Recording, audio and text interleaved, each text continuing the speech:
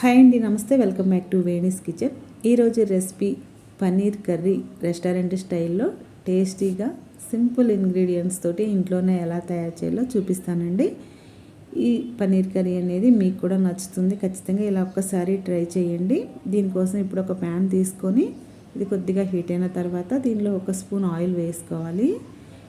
Oil heat అయిన తర్వాత దీనిలో ఒక చిన్న దాల్చిన చెక్క ముక్క, అలాగే 2 లవంగాలు, కొద్దిగా ఆవాలు, కొంచెం జీలకర్ర వేసుకోవాలి.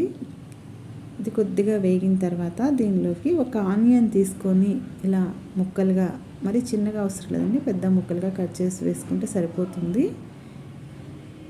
కొద్దిగా ఇలా కలుపుకోవాలండి, బాగా ఆ పోపు మొత్తానికి కలిసేలాగా. ఓకే అండి, ఇలా కలుపుకున్నాం కదా. ఇప్పుడు దీనిలోకి ఒక 2 ఎండుమిర్చి తీసుకొని ఇలా 2 తుంపులుగా చేసుకొని వేసుకోవాలి. ఇలా ఒక్కసారి కలుపుకొని దీనిలోకి టమోటాలు ఒక 3 దాకా తీసుకుంటున్నానండి. అంటే ఒక ఆనియన్కి 3 టమోటాలు తీసుకుంటున్నాను. వీటిని కూడా పెద్ద ముక్కలుగా కట్ చేసుకుంటే సరిపోతుందండి. ఇలా మరి చిన్నవి అవసరంలా. ఇప్పుడు దీనిలోకి కొద్దిగా పసుపు, అలాగే కొంచెం ఉప్పు వేసుకోండి. ఈ మొత్తాన్ని కూడా లో ఫ్లేమ్లో పెట్టుకొని చేసుకోండి. మనకి ఏంటంటే మొత్తం ఇవి బాగా వేగాల్సిన అవసరం లేదండి. జస్ట్ ఒక 2 సెకండ్స్ పాటు వేపుకుంటే సరిపోతుంది. అంటే పచ్చి వాసన పోతే సరిపోతుంది. చూడండి, ఇలా వేగాయి కదా. ఇప్పుడు స్టవ్ ఆఫ్ చేసుకొని ఒక మిక్సీ జార్ తీసుకొని దానిలోకి ఈ మొత్తాన్ని కూడా వేసుకొని చల్లగా అయ్యేంత వరకు వెయిట్ చేయాలండి. వేడి మీద మిక్సీ గ్రైండ్ చేయలేం కాబట్టి కొద్దిగా చల్లగా అయ్యేంత వరకు వెయిట్ చేయాల్సి ఉంటుంది. ఒక 5 సెకండ్స్ వరకు కూడా. చూడండి, ఇప్పుడు వేడి తగ్గిపోయింది కదా. దీన్ని మిక్సీలో గ్రైండ్ చేసుకోవాలి. ఇప్పుడు దీన్ని చూడండి, ఇలా పేస్ట్ లాగా వచ్చింది కదా. దీన్ని పక్కన పెట్టేసుకొని కర్రీ కోసం ఇప్పుడు మళ్ళీ ఒక ప్యాన్ తీసుకొని దానిలో 2 స్పూన్ల ఆయిల్ వేసుకోవాలి. ఈ ఆయిల్ హీట్ అయిన తర్వాత దీనిలోకి ఒక చిన్న దాల్చిన చెక్క ముక్క, అలాగే 2 లవంగాలు, ఒక ఇలాచి, ఒక బిర్యానీ ఆకు వేసుకుంటే సరిపోతుందండి. ఈ మొత్తాన్ని కొద్దిగా ఇలా వేపుకొని దీనిలో అల్లం వెల్లుల్లి పేస్ట్ 1 స్పూన్ వేసుకోవాలి.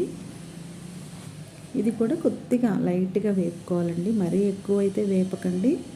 ఏంటంటే పచ్చివాసన పోతే సరిపోతుంది. మరీ ఎక్కువ వేపితే మొత్తం మాడిపోయి మనకు అల్లం వెల్లుల్లి టేస్ట్ అనేది తెలియదు. కాబట్టి ఇలా కొద్దిగా లైట్గా వేపుకుంటే సరిపోతుంది. ఓకే అండి, ఈ మాత్రం సరిపోతుంది వేగితే. ఇప్పుడు దీనిలో మనం ఏంటంటే మనం ముందుగా మిక్సీ పట్టి పెట్టుకున్నాం కదా, ఈ టమోటా ఉల్లిపాయ పేస్ట్ మొత్తాన్ని కూడా ఈ పోపులో వేసేసుకోవాలి. టేస్ట్ చాలా బాగుంటుందండి. మనకి రెస్టారెంట్లో ఎలా అయితే టేస్ట్ ఉంటుందో అదే టేస్ట్ ఉంటుంది. అది కూడా కాక సింపుల్ ఇంగ్రీడియంట్స్ మనకు అందుబాటులో కిచెన్లో దొరికేవే కాబట్టి ఒకసారి ట్రై చేయండి. ఇప్పుడు దీనిలోకి కొద్దిగా పసుపు, అలాగే కొంచెం ఆల్రెడీ ఉప్పు వేసాం కదా, ఇంకొద్దిగా చూసి వేసుకోండి. అలాగే కొంచెం కారం వేసుకొని ఇలా మొత్తం కూడా తిప్పుకోవాలి. బాగా ఆ టమోటా పేస్ట్ మొత్తానికి పట్టేలాగా ఈ మసాలాలన్నీ కూడా బాగా కలుపుకోవాలండి. ఓకే అండి, ఇప్పుడు దీనిలోకి కొద్దిగా గరం మసాలా వేసుకోవాలి. ఇలా మొత్తం కూడా బాగా కలిసేలాగా కలుపుకోవాలండి. ఇలా కలిపిన తర్వాత దీనిలోకి నేను పన్నీర్ ఇలా చూడండి 100 గ్రామ్స్ తీసుకున్నాను. ఈ పన్నీర్ ముక్కల్ని చిన్న ముక్కలుగా ఇలా కట్ చేసి వేసుకోవాలి. పన్నీర్ని అయితే ముందుగా ఫ్రై చేయాల్సిన, వేపాల్సిన అవసరం లేదండి. ఆయిల్లో ఇలా పచ్చిగా వేసేసేయండి. అందులో ఉడికితే టేస్ట్ చాలా బాగుంటుంది ఈ టమోటా గ్రేవీలో. ఇలా మనం ఏంటంటే మూత పెట్టేసుకొని మనకి ఆయిల్ తేలేంత వరకు కూడా దగ్గరగా పడేసి, కర్రీ అంతా దగ్గరగా పడి ఆయిల్ తేలేంత వరకు కూడా మనం వెయిట్ చేయాలండి. అప్పుడే టేస్ట్ బాగుంటుంది.